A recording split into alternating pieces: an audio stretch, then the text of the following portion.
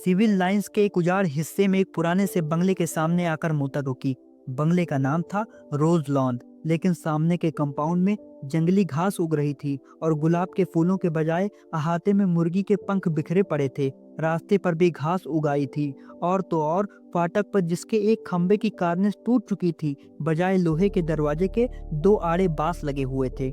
फाटक के एक और एक छोटा सा लकड़ी का नाम पटल लगा था, जो कभी काला रहा होगा, लेकिन जिसे धूल, बरसात और हवा ने चितकबरा बना दिया था। चंदर मोटर से उतरकर उस बोर्ड पर लिखे अधमीटे सफेद अक्षरों को पढ़ने की कोशिश करने लगा, और जाने किसका मुंह देखकर सुबह उठा था कि उसे सफलता भी मिल गई। उस पर लिखा था AF डिक्रूज। उसने जेब से लिफाफा निकाला और पता मिलाया। लिफाफे पर लिखा था मिस P डिक्रूज। यही बंगला है। उसे संतोष हुआ। हार न दो, उसने ड्राइवर से कहा। ड्राइवर ने हार दिया, लेकिन किसी का बाहर आना तो दूर, एक मुर्गा जो अहाते में कुड़कुड़ा रहा था, उसने मुड़कर बड़े संदेह और त्रास से चंदर की ओर देखा और उसके बाद पंख फड़फड़ाते हुए, चीखते हुए जान छोड़कर भागा। बड़ा मनहूस बंगला है। यहाँ आदमी रहते हैं या प्रेत? कपूर ने ऊब कर कहा, और ड्राइवर से बोला, जाओ तुम, हम अंदर जाकर देखते हैं। अच्छा हुजूर, सुधा बीवी से क्या कह देंगे? कह देना पहुंचा दिया।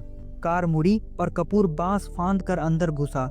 आगे का पोर्टिको खाली पड़ा था और नीचे की जमीन ऐसी थी जैसे कई साल से उस बंगले में कोई सवारी गाड़ी ना आई हो। वह बरामदे में गया। दरवाजे बंद थे और उन पर धूल जमी थी। एक जगह चौखट और दरवाजे के बीच में मकड़ी ने जाला बुन रखा था। यह बंगला खाली है क्या? कपूर ने सोचा। सुबह 8:30 बजे ही वहां ऐसा सन्नाटा छाया था कि दिल घबरा जाए। आसपास चारों ओर आंधी फलांग तथा कोई बंगला नहीं था। उसने सोचा, बंगले के पीछे की ओर शायद नौकरों की झोपड़ियां हों। पर वह दाएं बाजू से मुड़ा और खुशबू का एक तेज झोंका उसे चूमता हुआ निकल गया। ताज्जुब है, या सन्नाटा या मनहूसी और इतनी खुशबू, कपूर ने कहा और आगे बढ़ा तो देखा कि बंगले के पिछवाड़े गुलाब का एक बहुत खूबसूरत बाग है। कच्ची रविशें और बड़े बड़े गुलाब हर रंग के। वह सचमुच रोज लॉन था। वह बाग में पहुंचा। उधर से भी बंगले के दरवाजे बंद थे। उसने खटखटाया, लेकिन कोई जवाब नहीं मिला। वह बाग में घुसा कि शायद कोई माली काम कर रहा हो। बीच बीच में ऊंचे ऊंचे जंगली चमेली के झाड़ थे और कहीं कहीं लोहे की छड़ों के कटघरे। बेगम बेलिया भी फूल रही थी, लेकिन चारों ओर एक गजब सा सन्नाटा था और हर पुल पर किसी खामोशी के फरिश्ते की छाया थी। फूलों में रंग था, हवा में ताजगी थी, पेड़ों में हरियाली थी, झोंकों में खुशबू थी, लेकिन फिर भी सारा बाग एक ऐसे सितारे का गुलदस्ता लग रहा था जिनकी चमक, जिनकी रोशनी और जिनकी ऊंचाई लुट चुकी हो। लगता था जैसे बाग का मालिक मौसमी रंगीनी भूल चुका हो, क्योंकि नैस्टर्सियम या स्वीट पी या फ्लाक्स कोई भी मौसमी फूल न था। सिर्फ गुलाब थे और जंगली चमेली थी और बेगम बेलिया थी जो सालों पहले बोए गए थे। उसके बाद उन्हीं की कांट छांट पर बाग चल रहा था। बागबानी में कोई नवीनता और मौसम का उल्लास न था। चंदर फूलों का बेहद शौकीन था। सुबह घूमने के लिए उसने दरिया किनारे के बजाय अल्फ्रेड पार्क चुना था, क्योंकि पानी की लहरों के बजाय उसे फूलों के बाग के रंग और सौरभ की लहरों से बेहद प्यार था। और उसे दूसरा शौक था कि फूलों के पौधों के पास से गुजरते हुए हर फूल को समझने की कोशिश करना। अपनी नाजुक टहनियों पर हंसते मुस्कुराते हुए ये फूल जैसे अपने रंग की बोली में आदमी से जिंदगी का न जाने कैसा राज कहना चाहते हैं। और ऐसा लगता है कि जैसे हर फूल के पास अपना व्यक्तिगत संदेश है, जिसे वह अपने दिल की पंखुड़ियों में आहिस्ते से सहेज कर रखे हुए है, और कोई सुनने वाला मिले तो वह अपनी दास्तां कह जाए।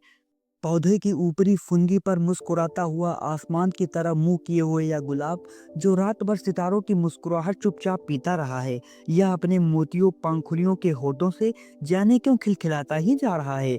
जाने इसे कौन सा रहस्य मिल गया है। और वह एक नीचे वाली टहनी में आधा झुका हुआ गुलाब, झुकी हुई पलकों, पंखुड़ियों और दोहरे मखमली तार से उसकी डंडी, यह गुलाब जाने क्यों उदास है। और यह दुबली पतली लंबी सी नाजुक कली, जो बहुत सावधानी से अपने हरा आंचल लपेटे है और प्रथम ज्ञात यौवना के तरह लाज में सिमटी ही चली जा रही है, लेकिन जिसके यौवन की गुलाबी लपटें 7 हरे पर्दों में से झलकी ही पड़ती हैं, वो झलकी ही पड़ती हैं। और फारस के शहजादे जैसा शान से खिला हुआ पीला गुलाब, उस पीले गुलाब के पास आकर चंदर रुक गया और झुककर देखने लगा।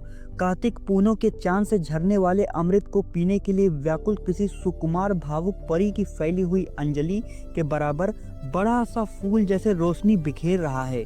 बेगम बेलिया के कुंज से छन कर आने वाली तोता पंखी धूप ने उस जैसे धान पान की तरह खुशनुमा हरियाली बिखेर दी है। चंदन ने सोचा उसे तोड़ लें, लेकिन हिम्मत न पड़ी। वह झुका कि उसे सूंघ ही लें। सूंघने के इरादे से उसने हाथ बढ़ाया ही था कि किसी ने पीछे से गरज कर कहा, here you are, I have caught red handed today. या तुम आई हो, आज तुम्हें मौके पर पकड़ पाया हूँ। मतलब उसका कहने का मतलब था, यह तुम हो, आज तुम्हें मौके पर पकड़ पाया हूँ। और उसके बाद किसी ने अपने दोनों हाथों से जकड़ लिया और उसकी गर्दन पर सवार हो गया। वह उछल पड़ा और अपने को छुड़ाने की कोशिश करने लगा। पहले तो वह कुछ समझ नहीं पाया। अजब रहस्यमय है यह बंगला। एक अव्यक्त भय और एक सिहरन में उसके हाथ पांव ढीले हो गए, लेकिन उसने हिम्मत करके अपना एक हाथ छुड़ा लिया और मुड़कर देखा तो एक बहुत कमजोर बीमार सा पीली आंखों वाला गोरा उसे पकड़े हुए था। चंदर के दूसरे हाथ को फिर पकड़ने की कोशिश करता हुआ वह हाफता हुआ बोला अंग्रेजी में, रोज रोज यहाँ से फूल गायब होते हैं। मैं कहता था कौन ले जाता है। हो वह हाफता जा रहा था। आज मैंने पकड़ा तुम्हें। रोज चुपके से चले जाते थे। वह चंदर को कसकर पकड़े था, लेकिन उस बीमार गोरे की सांस जैसी छूटी जा रही थी। चंदन ने उसे झटका देकर धकेल दिया और डांट कर बोला, क्या मतलब है तुम्हारा? पागल है क्या? खबरदार जो हाथ बढ़ाया, अभी ढेर कर दूंगा, गोरा सुअर। और उसने अपनी आस्तीनें चढ़ाई। वह धक्के से गिर गया था। धूल झाड़ते हुए उठ बैठा और बड़ी ही रोनी आवाज में बोला, कितना जुल्म है, कितना जुल्म है। मेरे फूल भी तुम चुरा ले गए और मुझे इतना हक भी नहीं कि मैं तुम्हें धमकाऊं। अब तुम मुझसे लड़ोगे? तुम जवान हो, मैं बूढ़ा हूँ। हाय रे मैं और सचमुच वह जैसे रोने लगा। चंदर ने उसका रोना देखा और उसका सारा गुस्सा हवा हो गया और हंसी रोककर बोला, गलतफहमी है जनाब, मैं बहुत दूर रहता हूँ। मैं चिट्ठी लेकर मिस डिक्रूज से मिलने आया था। उसका रोना नहीं रुका। तुम बहाना बनाते हो और अगर मैं विश्वास नहीं करता तो तुम मारने की धमकी देते हो। अगर मैं कमजोर ना होता तो तुम्हें पीस कर खा जाता और तुम्हारी खोपड़ी कुचल कर फेंक देता, जैसे तुमने मेरे फूल फेंके होंगे। फिर तुमने गाली दी, मैं उठाकर तुम्हें अभी नाले में फेंक दूंगा। अरे बाप रे, दौड़ो, मुझे मार डाला। पापी टामी, अरे दोनों कुत्ते मर गए। उसने डर के मारे चीखना शुरू किया। क्या है बंटी, क्यों चिल्ला रहे हो? बाथरूम के अंदर से किसी ने चिल्ला कर कहा, अरे मार डालो इसे, दौड़ो। झटके से बाथरूम का दरवाजा खुला। बेढंग गाउन पहने हुए एक लड़की दौड़ती हुई आई और चंदर को देखकर रुक गई। क्या है? उसने डांट कर पूछा। कुछ नहीं, शायद पागल मालूम देता है।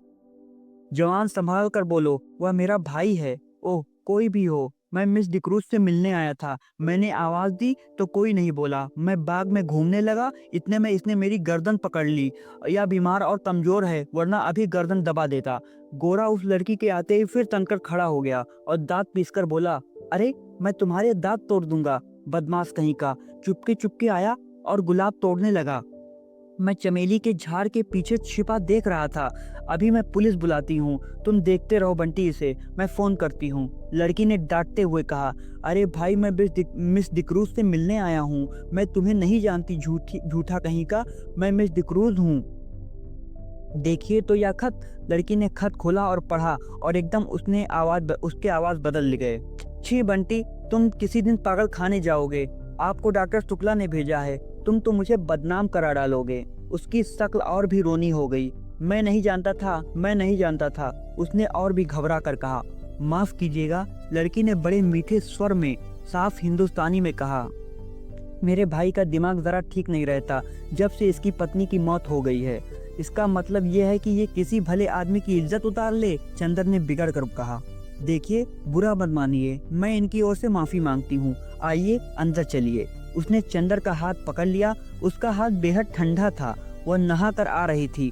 उसके हाथ के उस तुषार स्पर्श से चंदर सिहर उठा और उसने हाथ झटक कर कहा, अफसोस आपका हाथ तो बर्फ है। लड़की चौंक गई। वह शायद स्नाता सहसा सचेत हो गई और बोली, अरे शैतान तुम्हें ले जाए बंटी, तुम्हारे पीछे मैं बेधिंग गाउन में ही भाग आई। और बेधिंग गाउन के दोनों कॉलर पकड़कर उसने अपनी खुली गर्दन ढकने का प्रयास किया और फिर अपनी पोशाक पर लज्जित होकर भागी।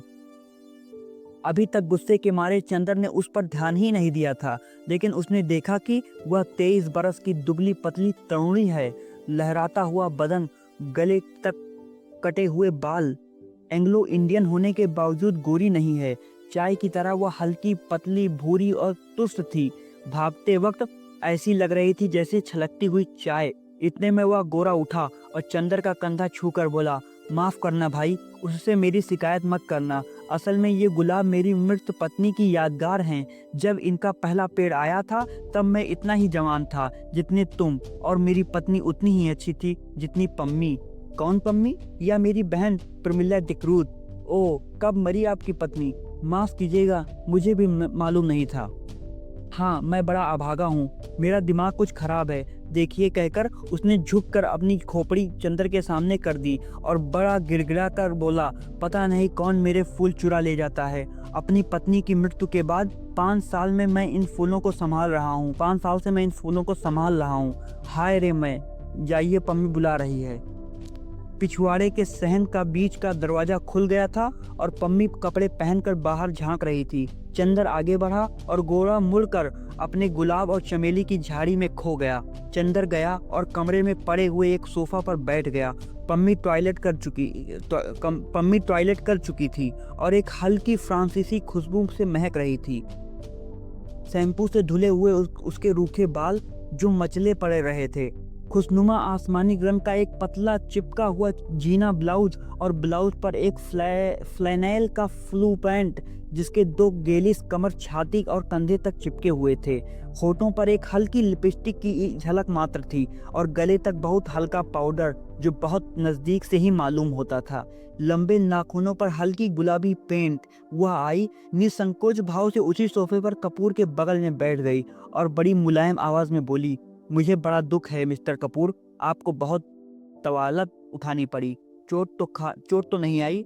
नहीं, कोई बात नहीं। कपूर का सारा गुस्सा हवा हो गया। कोई भी लड़की निसंकोच भाव से इतना अपनायत सहानुभूति दिखाए और माफी मांगे तो उसके सामने कौन पानी पानी नहीं हो जाएगा। और फिर वह भी जबकि उसके होठों पर न केवल बोली अच्छी लगती है वरन लिपस्टिक भी इतनी प्यारी हो। लेकिन चंदर की एक आदत थी, और चाहे कुछ ना हो, कम से कम वह एक अच्छी तरह जानता था कि नारी जाति से व्यवहार करते समय कहाँ पर कितनी ढील देनी चाहिए, कितना कसना चाहिए, कब सहानुभूति से उसे झुकाया जा सकता है, कब अकड़कर। इस वक्त जानता था कि इस लड़की ने वह जितनी सहानुभूति चाहे ले सकता है अपने अपमान के हर्जाने के तौर पर। इसलिए कपूर साहब बोले, लेकिन मिस डिक्रूज, आपके भाई बीमार होने के बावजूद बहुत मजबूत हैं। उफ, गर्दन पर जैसे अभी तक जलन हो रही हो। ओह, सचमुच मैं बहुत शर्मिंदा हूँ। देखूं? और कॉलर हटाकर उसने गर्दन पर अपनी बर्फीली अंगुलियां रख दी।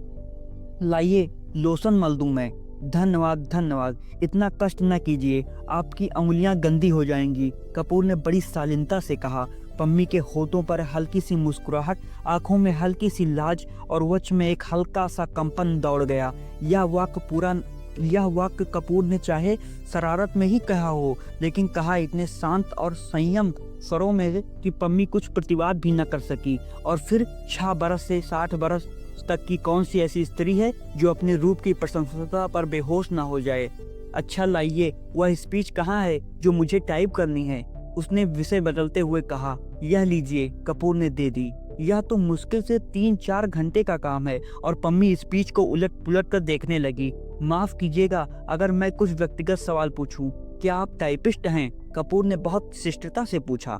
जी नहीं, पम्मी ने उन्हें कागजों पर नजर गड़ाते हुए कहा। मैंने कभी टाइपिंग और शॉर्ट हैंड सीखी थी और तब मैं सीनियर कैम्ब्रिज पास करके यूनिवर्सिटी गई थी। यूनिवर्सिटी मुझे छोड़नी पड़ी क्योंकि मैंने अपनी शादी कर ली। अच्छा, आपके पति कहाँ हैं? रावलपिंडी में, आर्मी में। लेकिन फिर आप डिक्रूज क्यों लिखती हैं और फिर मिस? क्योंकि हम लोग अलग हो गए हैं। और स्पीच के कागज को फिर वह तय करती हुई बोली, मिस्टर कपूर, आप अविवाहित हैं? जी हाँ। और विवाह करने का इरादा तो नहीं रखते? नहीं। बहुत अच्छे। तब तो हम लोगों में निभ जाएगी। मैं शादी से बहुत नफरत करती हूँ। शादी अपने को दिया जाने वाला सबसे बड़ा धोखा है।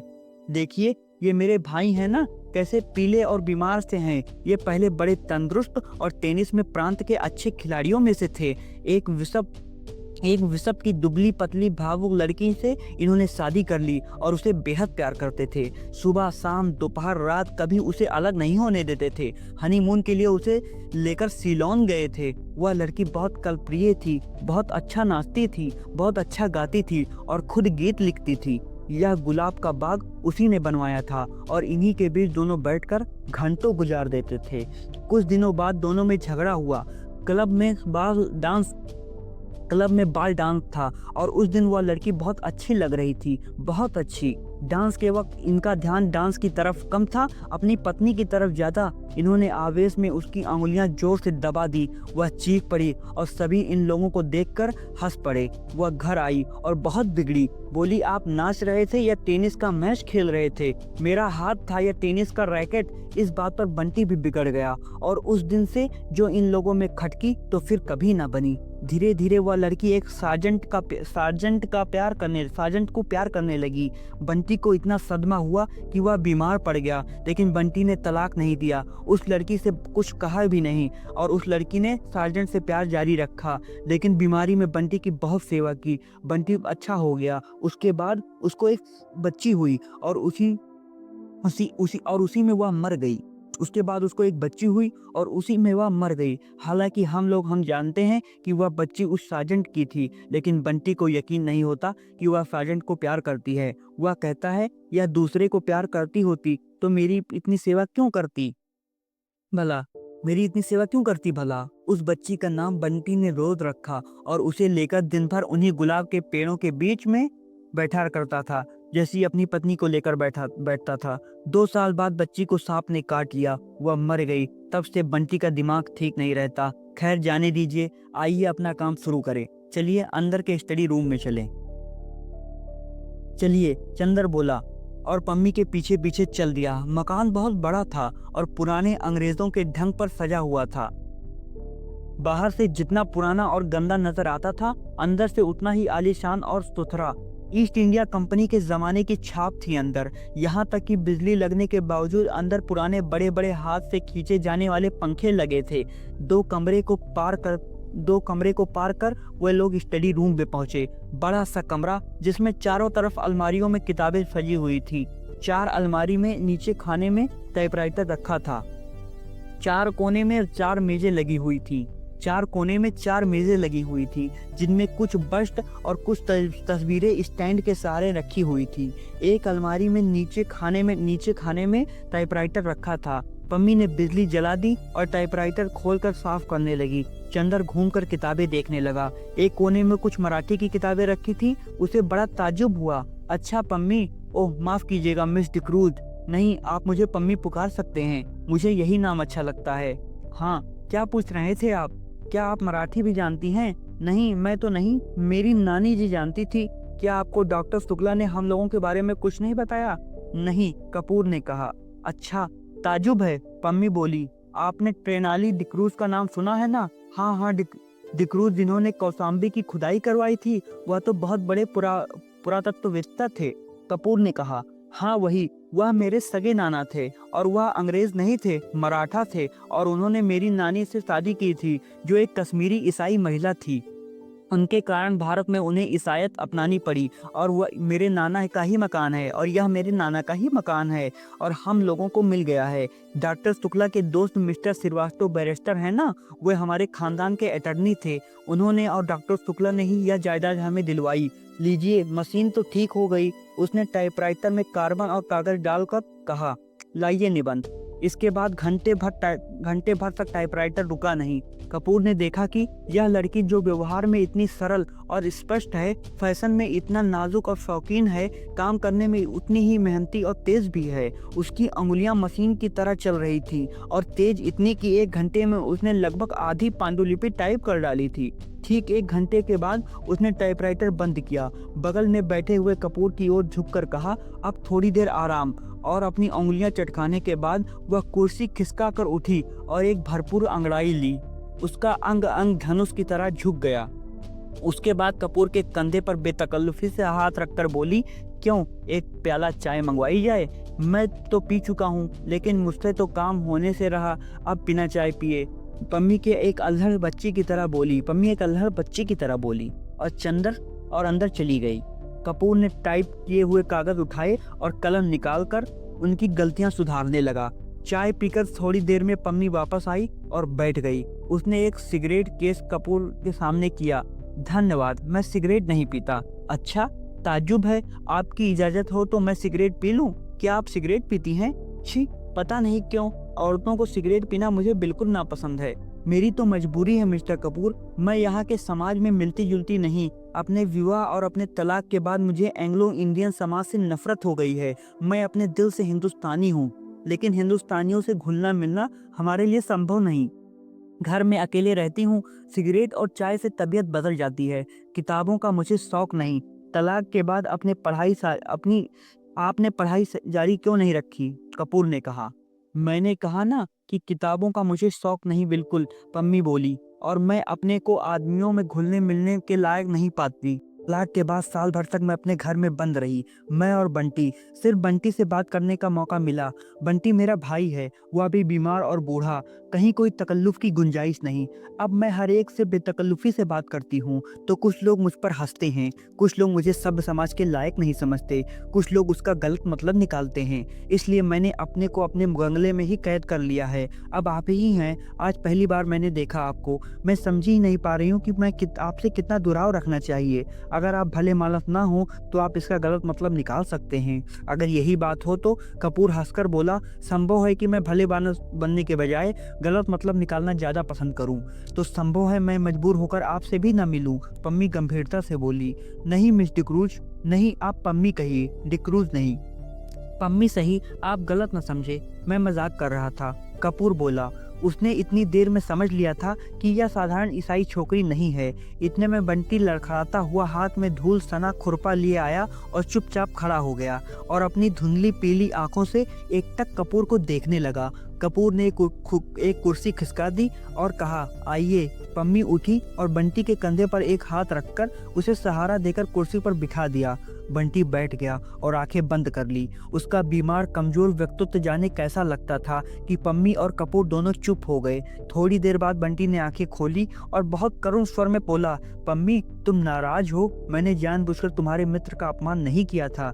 अरे नहीं, पम्मी ने उठकर बंटी का माथा सहलाते हुए कहा, मैं तो भूल गई और कपूर भी भूल गए। अच्छा, धन्यवाद। पम्मी, अपना हाथ इधर लाओ। और वह पम्मी के हाथ पर सिर रखकर पढ़ रहा और बोला, मैं कितना अभागा हूँ, कितना अभागा। अच्छा पम्मी, कल रात को तुमने सुना था वह आई थी और पूछ रही थी, बंटी तुम्हारी तबीयत अब ठीक है? मैंने झट अपनी आंखें ढेक ली कि कहीं आंखों का पीलापन देख ना ले। मैंने कहा, तबीयत अब ठीक है, मैं अच्छा हूँ। तो उठी और जाने लगी। मैंने पूछा, कहाँ चली? तो बोली, साजन के साथ जरा क्लब जा रही हूँ। तुमने सुना था पम्मी? कपूर स्तब्ध सा उन दोनों की ओर देख रहा था। पम्मी ने कपूर को आंख का इशारा करते हुए कहा, हाँ, हमसे मिली थी वह, लेकिन बंटी अब साजन के साथ नहीं गई थी। हाँ, तब बंटी की आंखें चमक उठी और उसने उल्लास भरे स्वर में पूछा। वह बोली, बंटी के ये गुलाब साजन से ज्यादा प्यारे हैं। पम्मी बोली, अच्छा। मुस्कुराहट से बंटी का चेहरा खिल उठा। उसकी पीली पीली आंखें और धंस गई और दांत बाहर झलकने लगे। क्या कहा उसने? फिर तो कहो। उसने कहा, ये गुलाब साजन से ज्यादा प्यारे हैं। फिर इन्हीं गुलाबों पर नाचती रही और सुबह होते ही इन्हीं फूलों में छिप गई। तुम्हें सुबह किसी फूल में तो नहीं मिली? तुम्हें तो किसी फूल में नहीं मिली? बंटी ने बच्चों के से भोले विश्वास के स्वरों में कपूर से पूछा। चंदर चौंक उठा। पम्मी और बंटी की इन बातों पर उसका मन बेहद भर आया था। बंटी की मुस्कुराहट पर उसकी नसें थरथरा उठी थी। नहीं, मैंने तो नहीं देखा था, चंदर ने कहा। बंटी ने फिर मायूसी से फिर रुका लिया और आंखें बंद कर ली और कराहती हुई आवाज में बोला, जिस फूल में वह छिप गई थी उसी को किसी ने चुरा लिया होगा। फिर सहसा वह तनकर खड़ा हो गया और पुचकारते हुए बोला, जाने कौन ये फूल चुराता है। है, अगर मुझे एक बार मिल जाए तो मैं उसका खून ऐसे पी लूं। उसने हाथ की उंगलियां काटते हुए कहा और उठकर लड़खड़ाता हुआ चला गया। वातावरण इतना भारी हो गया था कि फिर पम्मी और कपूर ने कोई बातें नहीं की। पम्मी ने चुपचाप टाइप करना शुरू कर दिया और कपूर चुपचाप बंटी की बातें सोचता रहा। घंटा भर बाद टाइपराइटर खामोश हुआ तो कपूर ने कहा, पम्मी, मैंने जितने लोग देखे हैं उनमें शायद बंटी सबसे विचित्र है और शायद सबसे दयनीय। पम्मी खामोश रही, फिर उसी लापरवाही से अंगड़ाई लेते हुए बोली, मुझे बंटी की बातों पर जरा भी दया नहीं आती। मैं उसको दिलासा देती हूँ क्योंकि वह मेरा भाई है और बच्चे की तरह नासमझ है और लाचार है। कपूर चौंक गया। वह पम्मी की ओर आश्चर्य से चुपचाप देखता रहा, कुछ बोला नहीं। क्यों, तुम्हें ताजुब क्यों होता है? पम्मी ने कुछ मुस्कुरा कर कहा, लेकिन मैं सच कहती हूँ। वह बहुत गंभीर हो गई। मुझे जरा तरस नहीं आता इस पागलपन पर। क्षण भर चुप रही, फिर जैसे बहुत ही तेजी से बोली, तुम जानते हो उसके फूल कौन चुराता है? मैं उसके फूल तोड़कर फेंक देती हूँ। मुझे शादी से नफरत है, शादी के बाद होने वाली आपसी धोखेबाजी से नफरत है और उस धोखेबाजी के बाद इस झूठ मूठ की यादगार और बेईमानी के पागलपन से नफरत है। और ये गुलाब के फूल, ये क्यों मूल्यवान हैं? इसलिए ना कि इसके साथ बंटी की जिंदगी की इतनी बड़ी ट्रेजेडी गूंथी हुई है। अगर एक फूल के खूबसूरत होने के लिए आदमी की जिंदगी में इतनी बड़ी ट्रेजेडी आना जरूरी है तो लानत है उस फूल की खूबसूरती पर। मैं उससे नफरत करती हूँ, इसलिए मैं किताबों से नफरत करती हूँ। एक कहानी लिखने के लिए कितनी कहानियों की ट्रेजेडी को बर्दाश्त करनी होती है। पम्मी चुप हो गई, उसका चेहरा सूख गया था। थोड़ी देर बाद उसका तैस उतर आया और वह अपने आवेश पर खुद शर्मा गई। उठकर वह कपूर के पास गई और उसके कंधों पर हाथ रखकर बोली, बंटी से मत कहना। अच्छा। कपूर ने सिर हिलाकर स्वीकृति दी और कागज समेटकर खड़ा हुआ। पम्मी ने उसके कंधों पर हाथ रखकर उसे अपनी ओर घुमा कर कहा, देखो, पिछले 4 साल से मैं अकेली थी और किसी दोस्त का इंतजार कर रही थी। तुम आए और दोस्त बन गए, तो अब अक्सर आना। अच्छा, कपूर ने गंभीरता से कहा, डॉक्टर शुक्ला से मेरा अभिवादन कहना। कभी यहाँ जरूर आएं। आप कभी चलिए, वहाँ उनकी लड़की है, उससे मिलकर आप बहुत खुश होंगी। पम्मी उसके साथ फाटक तक पहुँचाने चली गई तो देखा कि बंटी एक चमेली के झाड़ में टहनियाँ हटा हटा कर कुछ ढूंढ रहा था। पम्मी को देखकर पूछा, उसने तुम्हें याद है चमकुआ चमेली के झाड़ में तो नहीं छिपी थी? कपूर ने पता नहीं क्यों जल्दी पम्मी को अभिवादन किया और चल दिया। उसे बंटी को देखकर डर लगता था। मिलते हैं पार्ट 3 में।